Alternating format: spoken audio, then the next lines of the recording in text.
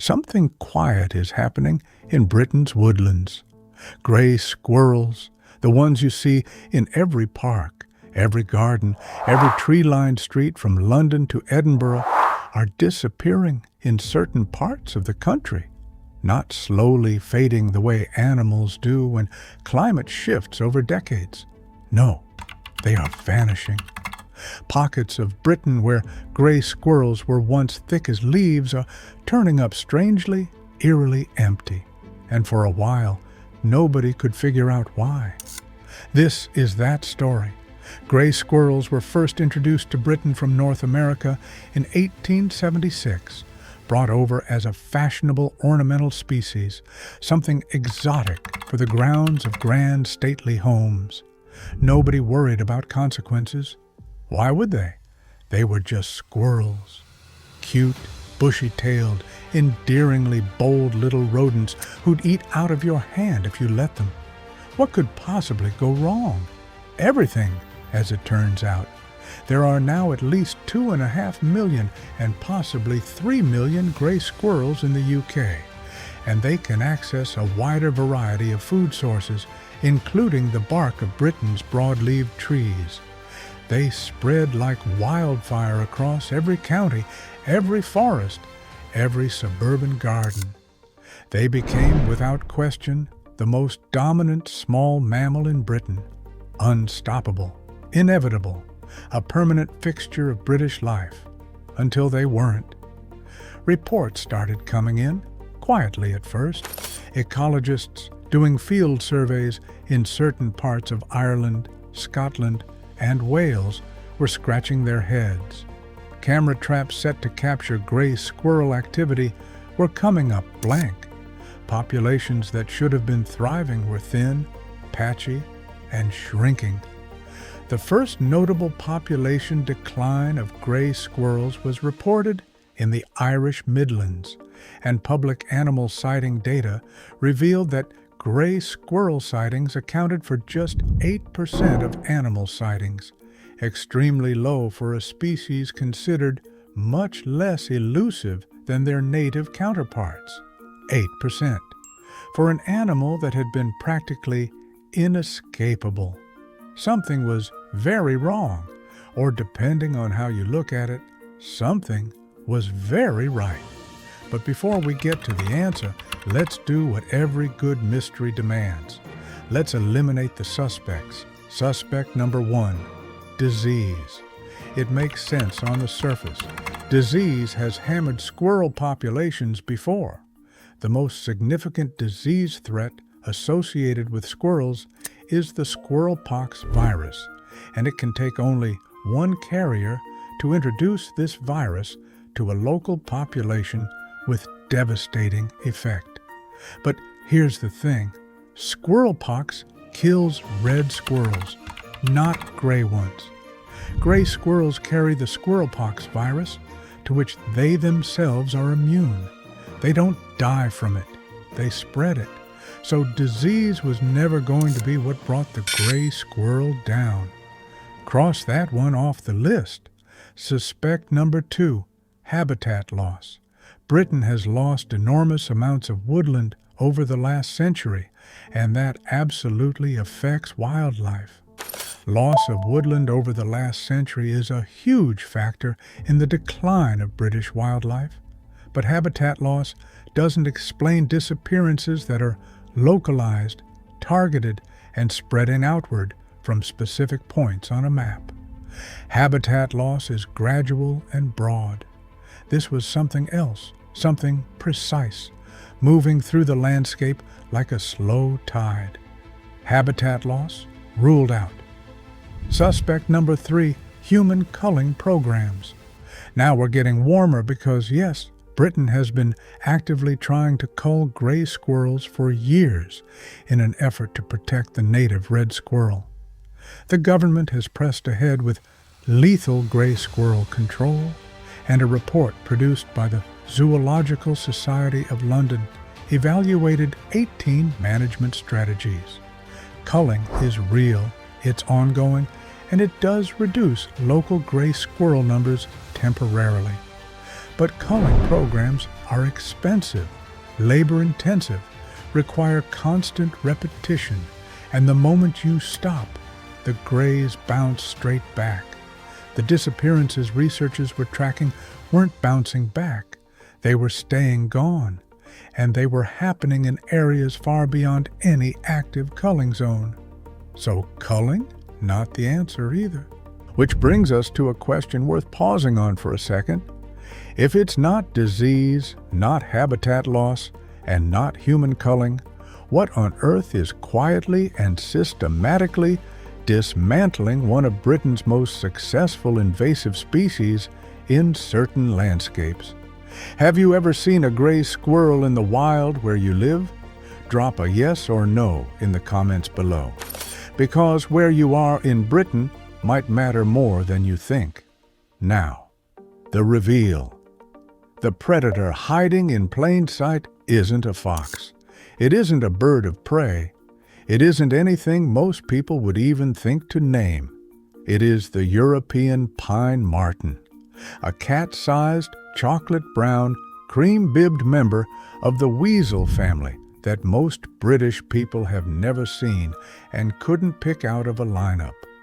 Once common among British wildlife, pine martens are similar in size to a domestic cat, with slim bodies, brown fur, and a distinctive cream bib on their throats, with long bushy tails and prominent rounded ears. They are shy, fast, and extraordinarily good at what they do.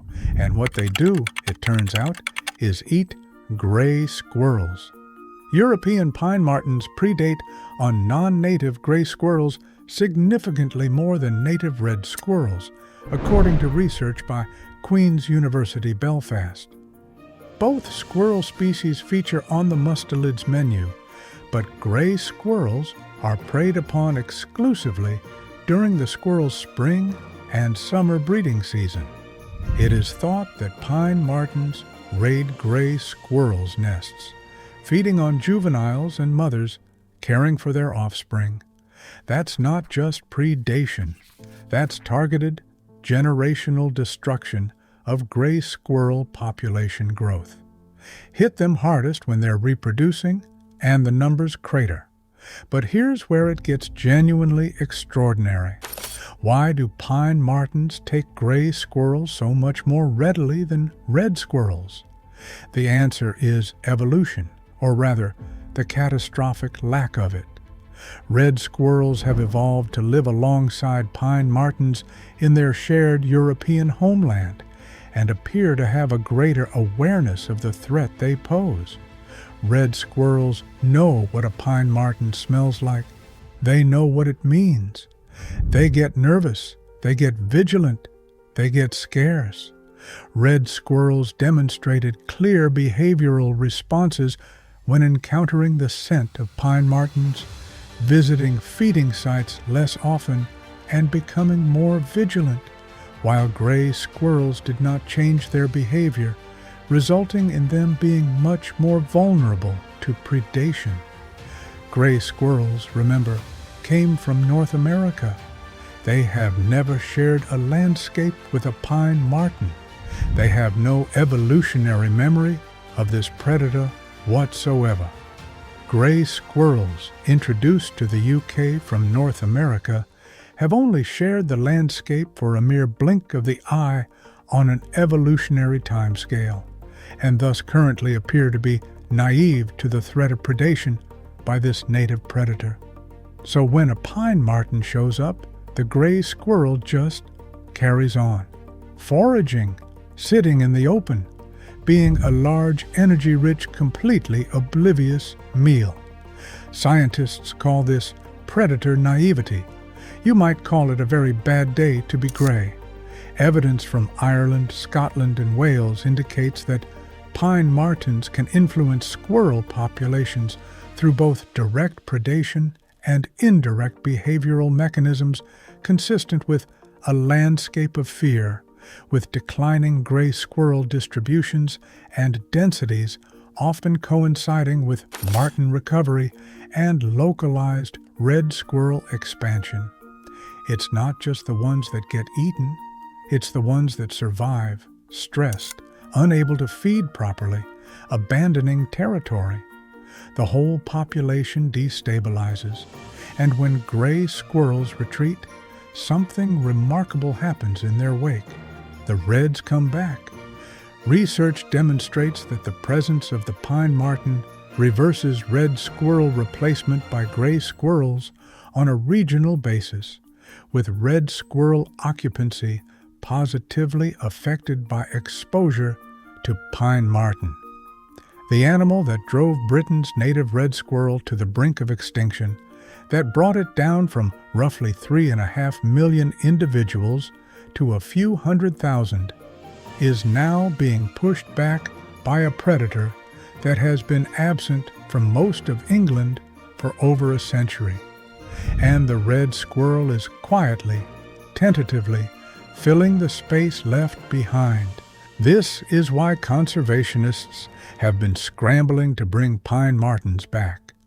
Between 2019 and 2021, Gloucestershire Wildlife Trust, working in partnership with other organizations, successfully reintroduced 35 pine martens to the Forest of Dean to help establish a resilient pine marten population in the southwest of England.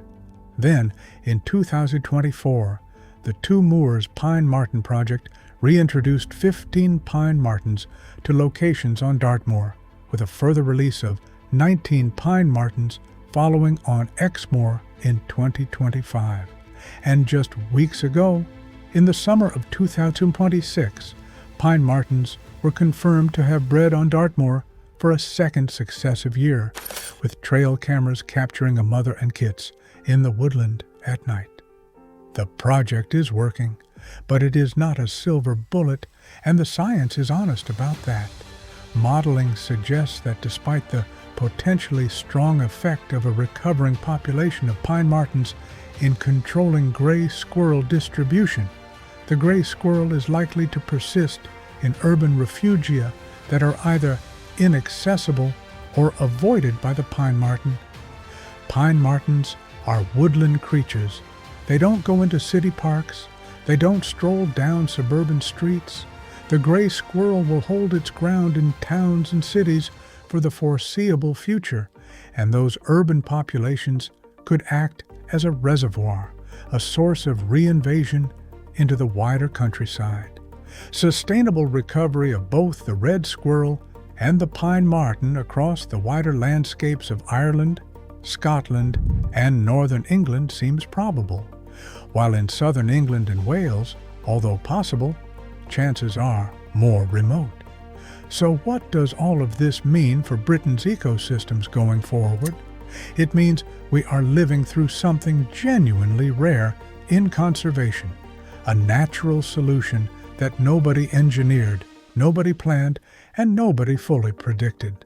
A native predator, driven nearly to extinction by centuries of hunting and habitat loss, is clawing its way back, and in doing so, it is rebalancing a system that humans accidentally broke 150 years ago when someone decided a North American squirrel would look charming on a country estate. The gray squirrel didn't lose to traps. It didn't lose to disease. It didn't lose to a government initiative or a public awareness campaign. It is losing, in certain wild corners of Britain, to something that was always supposed to be there, something that evolution built specifically for this job, and that we nearly wiped out before it could do it. Nature, when you give it the space and the players it needs, has a way of remembering what it was. The pine marten remembered. The red squirrel is starting to remember. And Britain's woodlands, slowly, patch by patch, are beginning to look a little more like home. If this story made you see British wildlife differently, hit subscribe, because there are dozens more stories exactly like this one hiding in the hedgerows, the rivers, and the forests of these islands. And we are going to find every single one of them.